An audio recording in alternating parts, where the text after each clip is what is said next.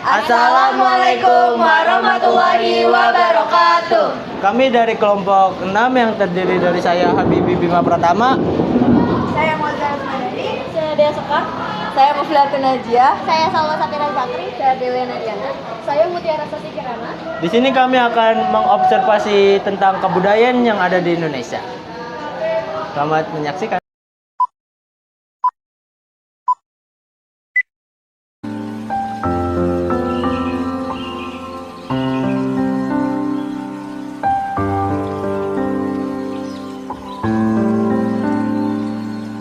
A few moments later. Kan nama saya kan Habibi. Terus aku Lia. Saya Mozart. Saya Nadine. Nah, di sini kita dapat tugas suruh mengobservasi budaya yang ada di Indonesia. Nah, kita memilih kayaknya sih rumah adat. Alasan memilih menggunakan rumah adat ini sebagai konsep utama restoran ini itu apaan, Kak? Ya, sebenarnya kan owner itu kan owner aku tuh orang Padang dan Palembang. Tapi mereka itu suka sekali dengan kebudayaan Indonesia gitu. Ini tuh biasanya tuh ada bantal-bantal juga sih, kayak terus kainnya tuh kain lurik, kain batik gitu. Jadi semua yang ada di sini itu ada nuansa nusantaranya gitu, Indonesia gitu. Nah, kenapa memilih Joglo sama Limas ya karena ibu itu kan orang Palembang gitu kan, jadi makanya ada rumah Limas gitu. Cuman kalau Joglonya ini kan memang biasanya kalau ada pernikahan sedangkan memang kan tempat ini kan tujuannya untuk venue pernikahan ya kan. Biasanya yang sering dipakai itu kan joglo gitu. Kalau misalnya kayak di adat Jawa itu kan joglo itu untuk terima tamu gitu kan. Kenapa dipilihnya tuh joglo gitu. Jadi sebenarnya kalau di atas itu kalau kalian pas masuk sebelah kiri itu ada rumah kan. Iya. Itu rumah Limas juga kayak yang ini. Nah ini itu tuh kayak joglonya mereka kayak buat terima tamu, kayak kalau bikin pesta itu tuh di sini gitu. Makanya kita memilih joglo karena diperuntukkannya untuk itu gitu, menerima tamu. Makanya terus kenapa jadi juga venue wedding kan, karena wedding itu kan kamu menyambut tamu. Di alasannya Rumah adat apa yang digunakan di sini? Dan apakah ada makna filosofinya dari bentuk atau tata ruangnya, Kak? Oh enggak sih, kita tuh sebenarnya kan kita di sini ada dua, Palembang, Rumah Limas sama Joglo gitu kan. Cuman kalau ditanya filosofi atau apa sebenarnya enggak sih, kita tuh memang cuman mau pakai semuanya nuansanya itu nature gitu. Pakai kayu, terus kita tuh udah nggak pakai plastik juga gitu. Jadi semuanya itu harus pakai pecah belah kalau memang untuk ada acara gitu. Terus kamu lihat kursi meja kita tuh nggak ada yang sama. Iya. Itu beda-beda. Gak ada yang sama. Bahkan di restonya pun sama. Mejanya tuh nggak ada yang sama. Kalau kursi masih sama ya. Kalau meja tuh udah nggak ada yang sama.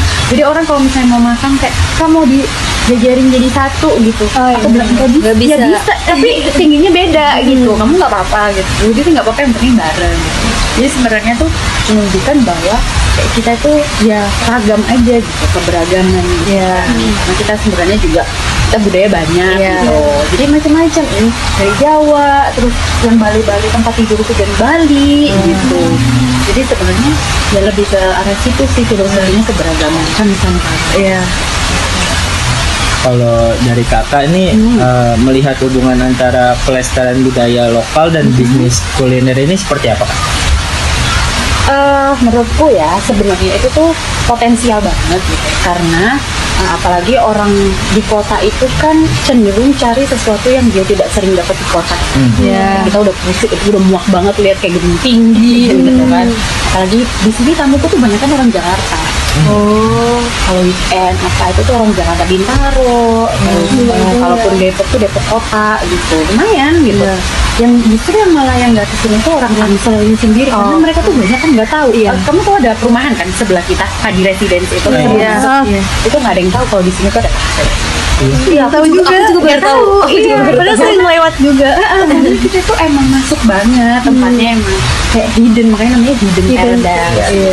Jadi sebenarnya kalau menggabungkan antara tradisional ya rumah adat gitu dengan bisnis weekend gitu sebenarnya oke banget karena aku tuh suka main ke tempat kayak gitu juga. Aku tuh bosan main ke kafe biasa karena apalagi dulu pas masih kerja di Jakarta 9 to 5 kan, bentukannya ngeliatin gedung, pas nemu kayak gini sih seru gitu. Dulu kerjaannya kayak di tempat mana ya yang tempatnya itu bentuknya kayak sawit, tempat makan kayak gitu. Sebenarnya potensial banget asal kayak tahu marketnya di mana. Apa sih ciri khas dari rumah adat ini? Apakah masih ada barang atau ornamen sejarah yang masih tertinggal di sini? Oh iya, jadi sebenarnya ya, kayak aku tuh sebenarnya nggak tahu, nanti mungkin kalian bisa searching ya. Sebenarnya kalau jumlah tiang itu kalian coba nanti cari ya, jumlah tiang itu tuh kayak menunjukkan kayak joglo itu tuh kelasnya di mana gitu loh. Berapa kayak tiang pancangnya ada berapa, kayak gitu. Coba nanti kalian hitung, kayak cari aja di ini terus kalau di sini tuh aku nggak tahu ini 4 12 tangannya kayak 22 gitu, aku juga nggak ngerti. Itu gebyoknya tuh asli dari, jadi warnanya itu nggak dicat, memang kayunya merah gitu. Jadi memang kalau ditanya ada budaya yang nggak hilang, ini sebenarnya bentuknya beneran dari Jawa, bentuknya kayak gitu, kayunya nggak dicat, beneran kayunya tuh warnanya merah gitu. Warnanya apa ya, itu kayak kehijauan gitu. Jadi kalau kalian lebih deket ini tuh serat kayunya tuh kayak kelihatan gitu. Kalau orang dicat kan serat kayunya nggak kelihatan ya, itu serat kayunya kelihatan. Terus sama kayak ini juga gebyok gitu. Jadi ada filosofinya, cuman aku nggak tahu gitu. Mungkin kalian bisa search kali ya, misalnya dimasukin ke situ, jadi gebyok yang dari Jawa kenapa warnanya merah sama hijau gitu. Coba nanti kalian cari. Soalnya ada maknanya gitu. Kenapa mostly kayak pernikahan di Jawa itu banyak kan merah, hijau, ya kan? Terus hitam gitu. Coba kamu cari itu kenapa warnanya seperti itu. Kalau orang pakai kebaya yang buat apa ya, kayak adat, pesta adatnya itu kan mostly kayak yang kalau beneran kayak Solo Basahan mungkin, atau mungkin yang aku lupa deh kalau Jogja itu apa gitu. Itu tuh kan warnanya hijau, merah, hitam, udah gitu kan. Nggak ada warna yang lain gitu. Biru paling biru tua banget gitu. Tapi yang paling sering itu adalah yang 3 itu. Nanti kalian coba deh masukin, kayak dicari gitu apa gitu, terus disambungin sama gebyoknya. Kenapa gebyok gitu kan? Kayak gitu sih. Oke, last question Kak. Apa sih harapan Kakak itu terhadap generasi muda dalam menjaga dan menghargai kebudayaan tradisional? Aku harap sih anak zaman sekarang itu harus lebih cinta sama budaya ya. Maksud aku kan sekarang orang tua itu udah nggak sebanyak dulu ya. Nggak ada yang kenalin gitu, kayak ini loh kebudayaan kita tuh yang kayak gini gitu tuh jarang. Terus anak-anak tuh kan juga udah nggak sering terpapar pakai baju adat, kemudian pakai baju tradisional, main-main tradisional kan, ini tuh udah nggak terpapar itu ya gitu maksudnya. Jadi aku sih berharapnya banyak generasi muda yang mau belajar soal budaya tradisional gitu tuh, aku berharapnya. Karena kalau pas kalian udah belajar terus udah mencoba untuk tahu, itu tuh seru ya, kayak gitu sih aku berharapnya gitu. Karena anak-anak sekarang aku nggak tahu ya, maksudnya aku tuh kan jaraknya jauh banget ya sama kalian. Aku tuh 90 ke 17 tahun gitu.